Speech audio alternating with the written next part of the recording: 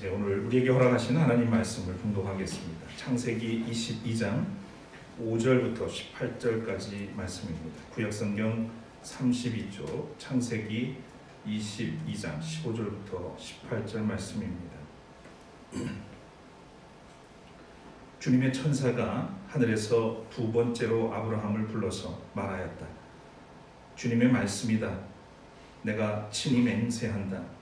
네가 이렇게 너의 아들까지 너의 외아들까지 아끼지 않았으니 내가 반드시 너에게 큰 복을 주며 너의 자손이 크게 불어나서 하늘의 별처럼 바닷가의 모래처럼 많아지게 하겠다. 너의 자손은 원수의 성을 차지할 것이다. 네가 나에게 복종하였으니 세상 모든 민족이 네 자손의 덕을 입어서 복을 받게 될 것이다. 이는 하나님의 말씀입니다. 하나님께 감사드립니다.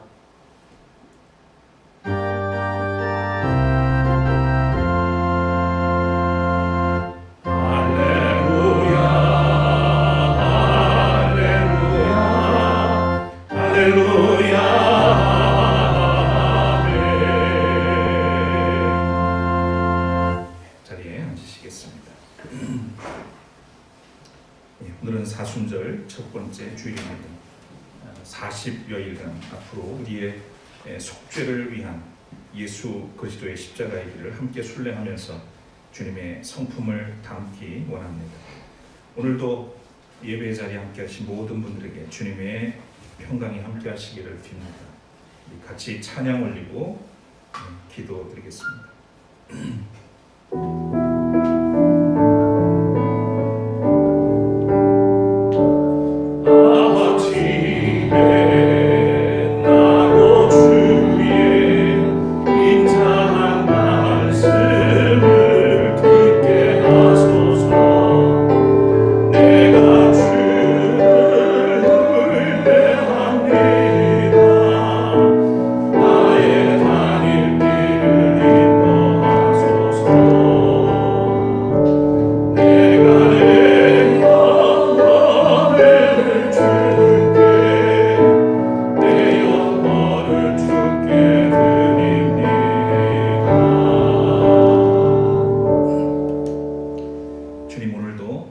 저희들을 말씀 앞에 세워주시고 또 성령을 통해서 이 시간 마음을 열도록 또 생각을 열도록 인도해 주셔서 주시는 말씀에 응답하며 화답하며 결단하는 시간이 되도록 이끌어 주시기를 원합니다.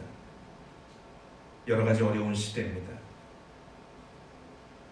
옳고 그름이 모호해지는 그런 세상의 삶을 우리가 살아가고 있습니다.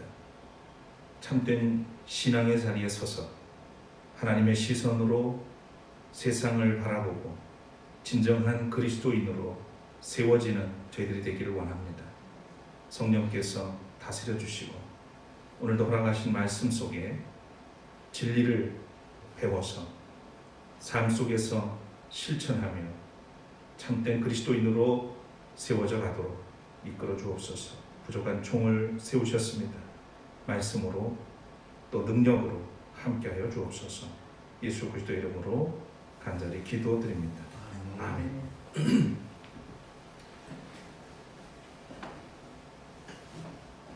오늘은 곱하기, 신앙은 곱하기입니다 라는 주제로 말씀을 함께 나누려고 합니다.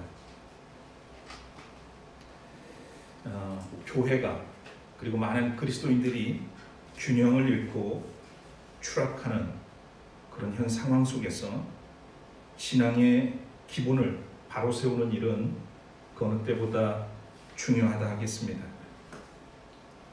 수학에서 사칙연산, 가감승제가 기본인 것처럼 신앙에도 기본적인 법칙이 있습니다.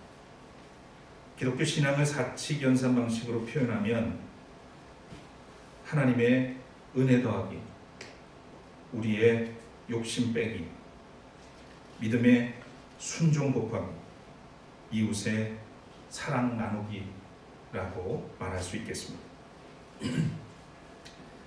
사람은 하나님의 아들, 예수 그리스도를 영접해서 하나님의 구원과 생명의 은혜를 얻게 됩니다. 십자가는 우리에게 하나님의 은혜를 더하시는 징표입니다. 은혜의 은혜를 더하시는 하나님의 사랑이 덧셈 신앙이죠.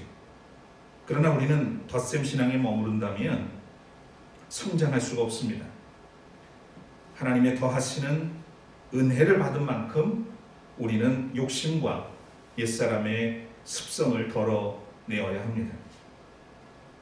나를 비우고 내 중심에서 나는 빼고 그리스도를 모실 때 변화와 성장의 기쁨을 우리가 누릴 수가 있는 거죠.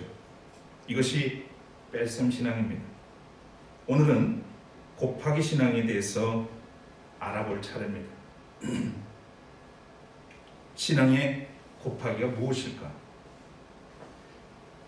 우리가 믿음 안에서 살아가면서 순종과 헌신으로 그리스도를 따를 때 하나님 나라의 곱하기 원리가 적용되게 됩니다. 그래서 양적으로 질적으로 변화를 하게 되고 성장을 하게 되는 그 경험을 곱하기 신앙이라 말할 수 있겠습니다. 또한 하나님의 약속에 대한 믿음으로 삶이 변화를 받아서 하나님의 초월적인 번영과 풍성함을 누리게 되는 것을 의미한다고 하겠습니다. 세상의 법칙은 우리가 잘 아는 것처럼 지성이면 감천이다라는 이야기를 많이 하죠. 정성이 지극하면 하늘도 감동한다는 뜻으로 무슨 일이든지 정성을 다하면 아무리 어려운 일도 이루어질 수 있다고 하는 의미입니다. 우리는 수고한 만큼 얻고 노력한 만큼 성취하며 땀을 흘린 만큼 결실을 얻는 것이 마땅한 이치고 또한 합리적이라고 말들을 합니다. 물론 꼭 그런 것은 아니더라도 어느 정도 우리는 받아들이고 살아가죠. 그러나 신앙의 세계는 좀 다릅니다. 하나님의 생각은 우리와 다르고 또 일하시는 방식도 우리의 상상을 초월합니다. 그래서 우리의 계산 방식으로 신앙의 세계를 판단하는 것은 어리석은 일이 됩니다. 종종 우리는 다 아는 것처럼 판단하고 그렇게 행동할 때가 있습니다. 그런데 하나님은 우리의 생각과 다릅니다. 지금까지 제가 경험한 것으로 보더라도 제가 계획한 것과는 전혀 다른 길로 여기까지 오게 된 것을 봅니다. 물론 돌아보면 하나님이 옳았습니다. 한 번도 실수하지 않는 하나님의 모습을 뒤늦게서는 깨닫게 되죠. 그래서 섣부르게 우리가 하나님의 일을 판단하는 것은 참으로 어리석은 일이라고 생각이 듭니다. 곱하기 신앙은 우리의 믿음의 행위에 대한 하나님의 일하심입니다. 그 일하심에 관한 것이죠. 가령 솔로몬의 경우를 한번 생각해 보시죠. 다윗의 뒤를 이어서 유다의 왕이 되었습니다. 나이가 어렸죠. 선친과 비교할 때 한없이 작아 보이고 그리고 엄청난 두려움에 휩싸이게 됩니다. 그래서 하나님께 나아가 엎드립니다. 일천번제를 올리면서 하나님의 뜻에 따라서 이 백성을 잘 인도할 수 있도록 지혜를 달라고 간구를 합니다. 하나님께서는 그의 믿음의 그 진정성을 보시고 지혜뿐만 아니라 부귀와 영화도 이 솔로몬에게 허락해 주셨습니다. 이것이 어쩌면 곱하기 신앙의 전형이 아닐까 생각을 해봅니다. 그러나 우리가 아는 것처럼 그가 하나님을 떠났을 때 거두시는 분도 하나님이라는 것을 우리는 기억합니다. 그래서 우리는 곱하기 신앙에서 두 가지 관점에서 생각해 볼 필요가 있습니다. 하나는 번성하게 하시는 하나님, 그리고 다른 한편에서는 믿음에 순종해야 할 우리의 관점입니다. 곱하기 신앙은 하나님의 관점에서 보면 번성이고 축복이고, 그렇지만 또 우리에게서 곱하기 신앙은 믿음의 순종을 곱해야 하는, 그것이 우리가 기본적으로 생각해야 될 영역이 아닌가 싶습니다. 첫 번째로 십자가를 등에 지면 곱하기가 됩니다. 원래 십자가의 모양은 곧바로 세우면 더하기처럼 보입니다. 더하기죠. 그런데 이 그림에서처럼 등에 이 십자가를 짊어지면 곱하기가 돼요. 먼저 기억할 것이 있습니다. 곱하기 신앙은 하나님의 은혜 더하기에 자기 욕심 빼기를 통해서 건강한 믿음으로 자기 십자가, 그리고 사명의 십자가를 지고 주님을 따르는 사람들에게 성취됩니다. 누구나 은혜를 받을 수 있지만 아무나 축복을 누리지는 못합니다. 주님의 말씀처럼 자기를 부인하고 제 십자가를 지고 나를 따라오너라, 이렇게 말씀하신 대로 사명의 십자가를 지는 사람이 곱하기 신앙의 자리에 서게 된다는 말씀입니다. 다시 말하면 하나님은 자기를 부인하는 뺄셈 신앙으로 성숙한 그리스도인이 되어서 사명의 십자가를 지고 묵묵히 주님을 따르는 자를 흡족해 하시면서 예측 불가의 은총을 베푸십니다. 신약성서 사복음서를 보면 공통적으로 등장하는 내용이 있는데 그 중에 하나가 오병이어의 이야기입니다. 예수님께서 갈릴리 바다를 건너서 벳세다로 오신다는 소식을 듣고 수많은 사람들이 이미 몰려와 있었습니다. 그들은 영혼과 육신마저 허기져 있던 사람들이죠. 날이 저물어서 어두워서 이제 집으로 돌아갈 즈음에 예수님께서 군중들에게 먹을 것을 주고 싶어 합니다. 그들이 어떤 삶을 살고 있는지 누구보다도 잘 아는 주님이셨기에 할 수만 있다면 이들에게 배불리, 하나님 말씀만이 아니라 배불리 먹여 보내고 싶었습니다. 그런데 가진 것이 그렇지 않습니다. 장정만 또 5,000명이 넘는 인파가 모여 있었고 그것을 감당하기에는 계산이 나오지 않습니다. 턱없이 부족합니다. 제자들이 아우성입니다. 근데 마침 그때 제자 중 한 사람 안드레가 어린 소년이 가지고 온 보리떡 5개와 물고기 2마리를 들고 옵니다. 주님은 그것을 들고 감사 기도를 드린 다음에 모두가 나눠서 어우러져서 배불리 먹었습니다. 그리고 남았다고 성경은 기록이 되어 있죠. 이 기적은 한 소년의 빼기 신앙으로 곱하기의 역사를 이룬 사건입니다. 한 사람의 욕심과 이기심을 빼면 하나님은 그 믿음 위에 곱하기의 기적을 만들어 가십니다. 이 곱하기의 기적은 오늘 우리의 시대에도 유효합니다. 지난 주간에 한평생 분단된 조국의 통일과 또 군부 독재에 맞서서 싸우면서 민주화를 일궈내는 데 앞장섰던 백기환 선생님이 영면하셨습니다.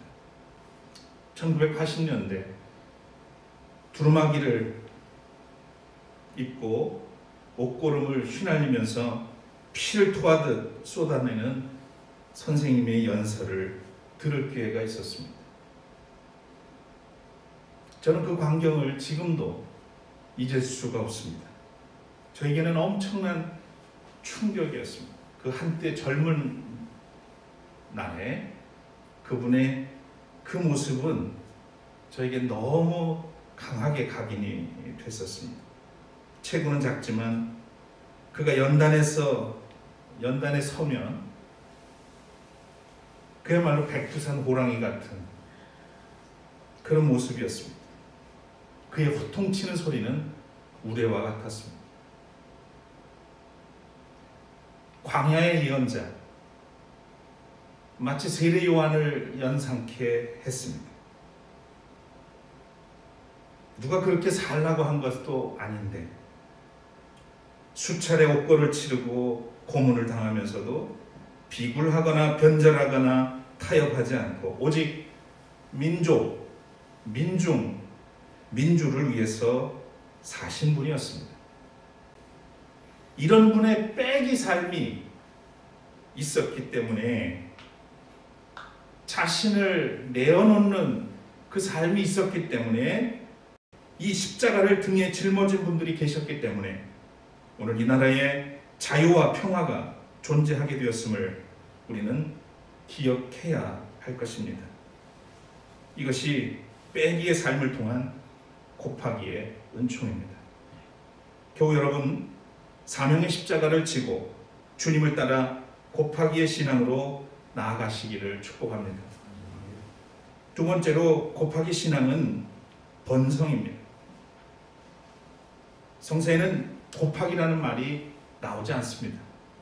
단지 갑절 또는 번성, 풍성이라는 말로 표현되어 있습니다.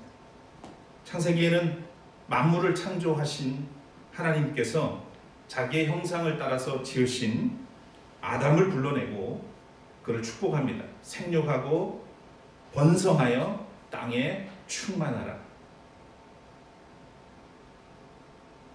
이 번성은 하나님이 기뻐하실 것이고 또 하나님이 베푸시는 축복임을 알 수 있는 대목입니다.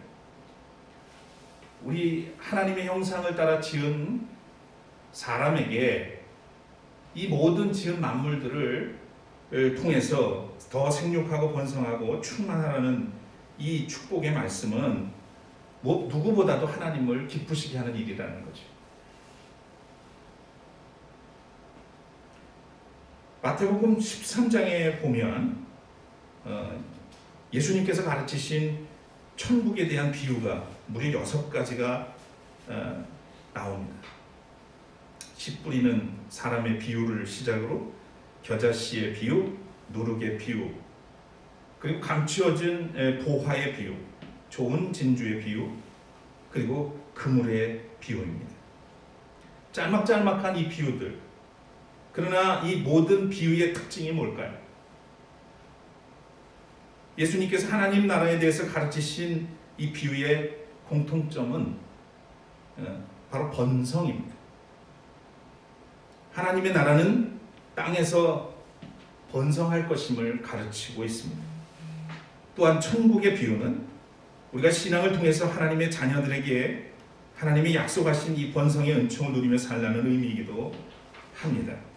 이것이 우리가 더하기 신앙과 빼기 신앙에 머물러 있을 수 없는 이유입니다. 신앙의 곱하기가 필요한 이유죠. 창세기 22장에 어렵게 얻은 아들 이삭을 바치라는 명을 받고 순종해서 믿음을 인정받은 아브라함에게 내려진 하나님의 언약과 축복이 나오죠. 오늘 읽은 본문입니다. 성서에는 이렇게 쓰여 있습니다. 주님의 말씀이다. 내가 친히 맹세한다. 이건 천사가 이제 아브라함에게 와서 전하는 말입니다. 내가 이렇게 너의 아들까지, 너의 외아들까지 아끼지 않았으니 내가 반드시 너에게 큰 복을 주며 너의 자손이 크게 불어나서 하늘의 별처럼 바다의 모래처럼 많아지게 하겠다.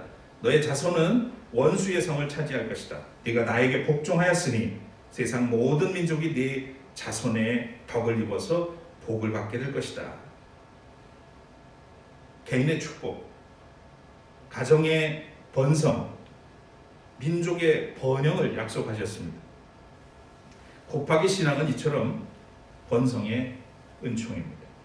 교우 여러분, 곱하기 신앙은 약속하신 하나님 나라의 곱하기 신앙으로 약속하신 하나님 나라의 번성을 누리시기를 바랍니다. 세 번째로는 믿음의 갑절의 순종이 곱하기 신앙입니다. 보통 믿음 곱하기 순종, 그러면 하나님이 약속하신 번성, 축복 이렇게 공식화시킬 수도 있겠습니다. 그런데 우리의 관심은 축복이 아니라 어디에 있어야 합니까? 순종에 있어야 합니다. 그러니까 축복은 결과예요. 우리가 어떻게 믿음에 대해서 믿음을 가지고 순종하느냐에 따른 결과물이기 때문에 결과에 우리는 집착을 많이 하죠. 그런데 그것은 사실은 하나님의 영역이에요. 그러니까 우리가 해야 할 것은 순종입니다. 하나님께서 아브라함에게 믿음을 시험하기 위해서 뒤늦게 얻은 아들 이삭을 바치라고 명하셨습니다. 아브라함은 한마디 반항도 없이 모리아산으로 아들을 데리고 가서 단을 쌓고 아들을 결박해서 번제로 바치려고 합니다. 길을 가다가 이삭이 그렇게 묻죠. 번제로 드릴 양은 어디 있습니까? 여기 불과 장작은 우리가 준비해 가고 있는데 양은 어디 있습니까? 번제로 드릴 양은. 이 아들의 질문에 아브라함은 하나님이 준비하셨을 거다 이렇게 얘기를 합니다. 이 아브라함이 말한 여호와 이레로 준비된 양은 여러분 누굽니까? 이미 아브라함은 하나님이 순양을 저기 어디쯤인가 묶어놨을 거라고 그렇게 알고 있었을까요? 하나님이 예비한 양은 이삭이었습니다. 그것을 아브라함은 압니다. 네 아들을 바치라고 그랬고 그 하나밖에 없는 아이를 데리고 모리아 산으로 가는 그 여정 속에서 숱한 고민을 했을 게 분명한데 끌려가는 번제물로 끌려가는 이 이삭을 바라보면서 어떤 마음이었을까는 우리가 짐작할 수 있습니다. 아브라함이 하나님의 시선으로 이 이삭을 볼 때 번제물로 끌려가는 그런 어린 양으로 보였을 겁니다.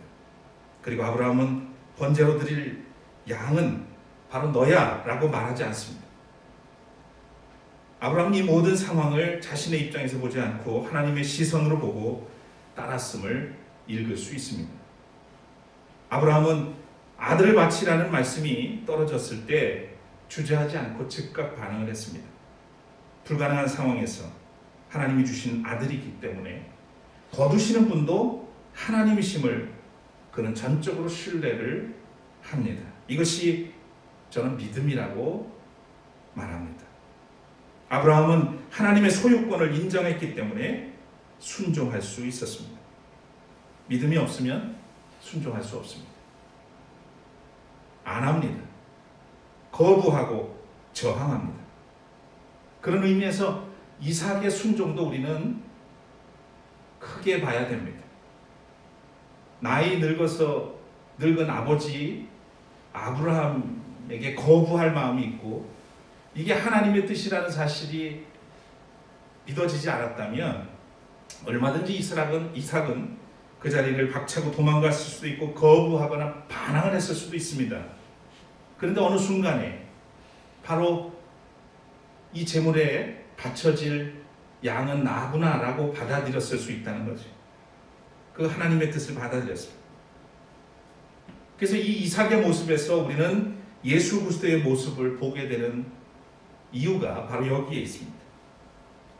십자가, 주님 앞에 다가오는 이 십자가를 얼마든지 예수님도 거부할 수 있고 도망할 수 있었습니다. 그러나 하나님의 뜻임을 알기에 이 잔을 내게서 피하게 해달라고 그렇게 기도하면서도 그러나 아버지의 내 뜻대로 마시고 아버지의 뜻대로 하옵소서 그리고 순종합니다. 바로 그 순종이 우리 모두를 구원하는 그 곱하기의 은총으로 역사로 이어지게 됐던 것이죠.